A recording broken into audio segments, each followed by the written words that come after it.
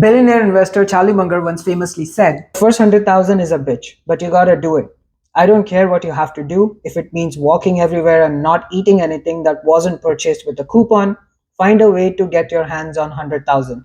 After that, you can ease off the gas a little bit." This is because your net worth absolutely explodes once you hit your first 100K. This is due to the core principles that I'm going to explain in this video, and by the end of the video, I'm going to tell you how to get there. Why your net worth explodes is down to two core principles. The first one is how money scales. Let's just say you've saved $100 and you decide to risk it into the S&P 500 index fund, which on an average returns about 10% every year. By the end of year one, you would have $110. Now I know this amount is not big enough, especially when the minimum wage around Canada is roughly $16 an hour. You could make this in 7 hours. Now let's just say you have $100,000 saved, which you want to risk it in the same way in the S&P 500 index fund. Applying the same principles, you would have about $110,000 by the end of year one. So the bigger the amount, the higher is the return. This brings me to the second concept of the snowball effect.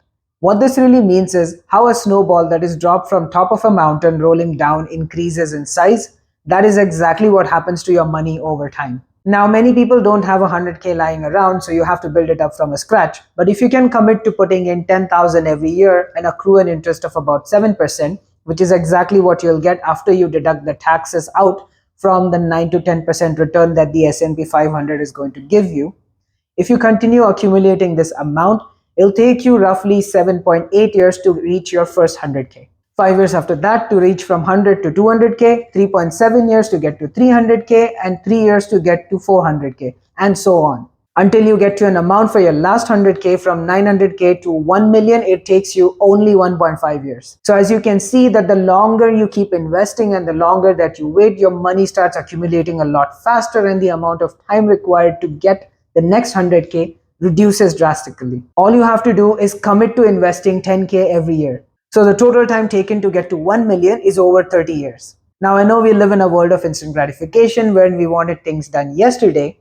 However, in the quest of our short-term benefit approach, we forget to see what we can make over a longer term. What if I told you that you wouldn't have to wait over 30 years, but there was a quicker way to get to 1 million? Consider this aspect now. In order for you investing 10K every year to get to your first 100K, it takes you about 25% of the time. To get to the next 100K, which is 200K, it takes you another 16% of the time. So in order to reach your first 200K, it takes you about 41% of the time. What this tells you is that a lot of your frustrations towards accumulating wealth are going to happen in your earlier years, while the latter years are going to be a lot of smooth sailing.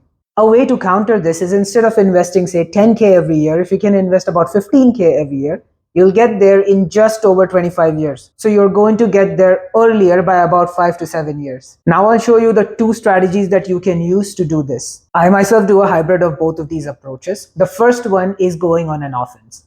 Going on an offense means increasing your income potential. So this could mean either switching your job such that even if it pays you 5 to 10% more, or taking on additional work over evenings and weekends through freelancing, starting side hustles, or taking a part-time job such that it helps you make an extra $100 every single week. All of this money can then be taken and invested to help you reduce the amount of time to get to your first 100K. The second approach is going defensive. And I know in this case, every financial YouTuber out there tells you to not have that coffee and not eat out and not go on a night out so much, such that it will drastically change your life.